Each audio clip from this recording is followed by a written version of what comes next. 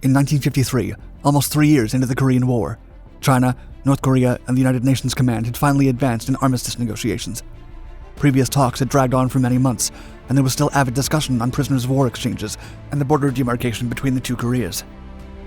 As these negotiations took place, Pork Chop Hill became one of many hill outposts defended along the UN's main line of resistance, used by both sides to gain political leverage.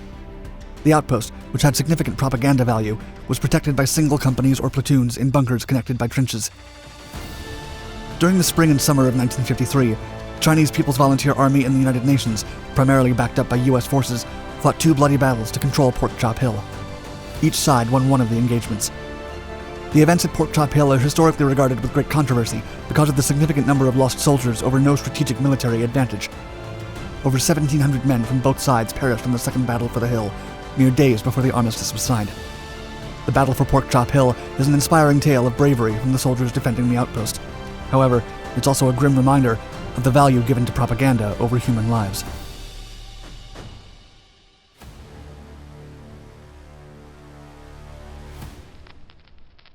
The first battle. Hill 255, nothing more than a mound of dirt, stood along the 38th parallel, dividing North and South Korea. Its particular contour on the map, similar to a loincut, earned it the nickname Pork Chop Hill. Marshal Peng Dehuai was the head of the Chinese People's Volunteer Forces in Korea. Every time an armistice negotiation took place, Peng would send the Chinese to the front lines to test the United Nations' will. On March 23, 1953, the PVA took Old Blady, an outpost near Pork Chop Hill, which had been fought over several engagements during the last 10 months.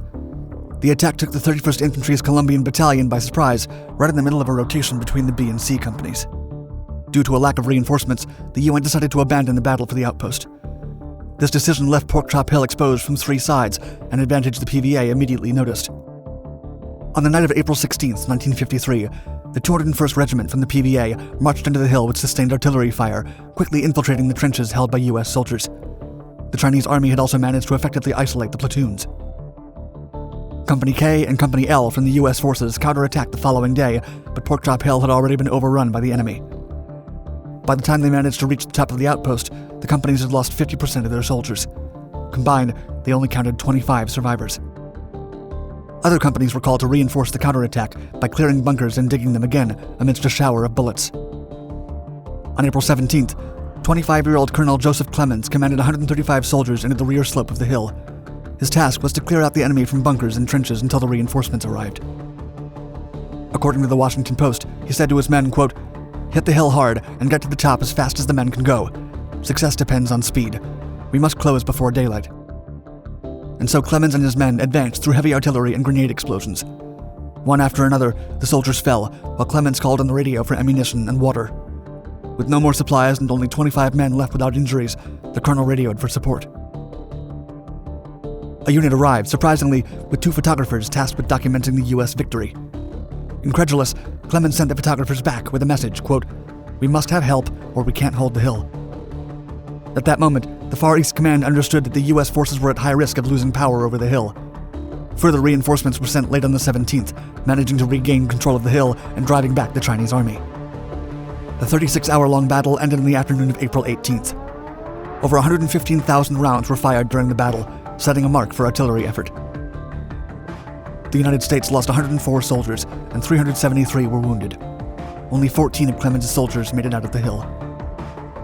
Clemens was awarded the Silver Star for his heroic actions at Pork Chop Hill. His commendation states, quote, "Rarely in combat history has a force of the size committed on Pork Chop Hill taken such losses, and nevertheless continued to hold their position." After the battle, the Army forces focused on reconstructing their trenches and bunkers. Large ammunition crates were put in position, and proximity-fuse artillery fire was available to cover the area in shrapnel if required. Meanwhile, the Chinese acquired valuable knowledge in mountain warfare. They were ready to conduct a new assault for Pork Chop Hill. The second battle. After their failed attempt in April, the Chinese army planned a larger and fiercer second offensive for Pork Chop Hill. This attack was seen as punishment against the American troops. Just a few days before, the UN and Chinese delegates had tried to reach a ceasefire agreement. However, South Korea eschewed each consensus, infuriating the communist delegates, who blamed the United States for failing to control the South Korean leader, Syngman Rhee. The PVA's plan was to separate the 1st and 2nd platoon guarding Pork Chop Hill and reach two of the hill's highest points by opening trenches and cutting defenses. To advance all the way to the top of the hill, soldiers would shoot rapid fire and attack the company defending the second largest crest. Simultaneously, 2 PVA platoons were to take over the hill by penetrating the rear and the evacuation landing zone. On July 6th, the unyielding battle for Porkchop Hill began. Parachute flares were shot up, alerting the American troops of the incoming attack. Some young soldiers had never faced such a large group of enemies. Adding to their fear, loudspeakers warned American soldiers to surrender since the PVA would take no prisoners.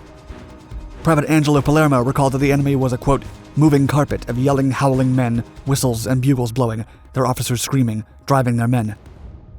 The Chinese infantry had been trained to attack without carrying any rifles or machine guns. Instead, they threw grenades at their enemy and picked up the guns they dropped while fleeing the explosions. The PVA also carried bazookas, flamethrowers, and sulfur sticks to drive the Americans out of the trenches and bunkers. Ed Garrick, who fought with the American troops during the battle, described, quote, "The hill was very steep, and there was an 8-foot trench along the top. Tree roots stuck out in the trench, and we tied cans to the roots, so at night when somebody came down the trench, you could hear them coming. If you stuck your head above the trench, you were likely to get a sniper bullet between your eyes." The U.S. Army was severely outnumbered. For every American soldier defending the trenches, 4 or 5 Chinese men were there to attack them. Private Harvey Jordan witnessed a Soviet-made tank that struck a nearby fortified bunker from where riflemen and a squad leader were attacking. Jordan tried to fire back at the enemy, but his gun had been damaged by the explosion. His South Korean counterparts attempted to keep the Chinese off with an attack of hand grenades, but the shrapnel of one of them hit his eye and rendered him unconscious. Private George Sakasagawa was also in a nearby bunker trying to fend off the enemy when a grenade caused injuries to his buttocks and legs. With this successful and aggressive tactic, the Chinese quickly advanced their hill's occupation, dividing the 1st and 2nd platoon and isolating Company A's command post. In only 11 minutes, the Chinese had managed to reach the rear of the outpost and cut off all communications. A handful of American soldiers took cover at Bunker 53, which faced intense attack. Lieutenant David Wilcox stabbed and shot at a dozen enemies before finding refuge in the bunker. The men sandbagged the entrance and survived the onslaught for 2.5 days. Soldiers defending other trenches and bunkers weren't as lucky. Many men were defeated in hand-to-hand combats against the Chinese. Damaged radios and telephone lines made it impossible to summon reinforcements. Lieutenant Dick Inman of Baker Company and part of the 2nd Platoon tried to win back control of Bunker 54, which stored the supplies. However, the men had no more ammo, and the weapons were jammed. In a valiant effort to provide covering fire from a higher position, Inman dashed along the trench with nothing more than a carbine in his hand. But his plan failed. Inman was fatally wounded, and his fellow soldiers were forced to leave him behind as they ran for safety. Nearby, Master Sergeant Howard Hovey threw grenades against the enemies from outside the trenches. Such action allowed Americans to escape the command post and set a new one near the evacuation landing zone. Eventually, Hovey was also mortally wounded. Despite the arrival of reinforcements, the grueling and relentless fighting wore down the U.S. forces. The situation, as many soldiers later described, was desperate. After 5 days of intense fighting, the United States decided to pull its soldiers from Porkchop Hill. By then, the Chinese had sacrificed a full division in its effort to take over the hill, but didn't seem willing to pause the attack. The withdrawal of the troops required careful planning to avoid an attack from the enemy. Tanks and armored personnel carriers were placed to make the Chinese think that the Americans were preparing a massive strike. By July 11th, all soldiers had been retrieved by covered armored personnel carriers. Although the Chinese took possession of the hill, their victory was short-lived. The Americans waited for them to take full control of the outpost, then dropped several bombs and opened fire against them. Porkchop Hill had also been booby-trapped by U.S. engineers, and the explosions destroyed the bunkers and trenches. The United States sustained 243 casualties. Allied soldiers from Thailand, Colombia, and Korea were also lost during the battle. The Chinese army lost 1,500 soldiers. The armistice was signed on July 27, 1953, and the war came to an end. However, the tactical benefit for the Battle of Porkchop Hill was never clear. The outpost held no real strategic value, and the United States finally decided to withdraw because of how near the armistice was. As author David Halberstam declared in his book The Coldest Winter, Porkchop Hill was, quote, almost a symbol of the emptiness of the last stages of the war. So much to be invested, for so little gain.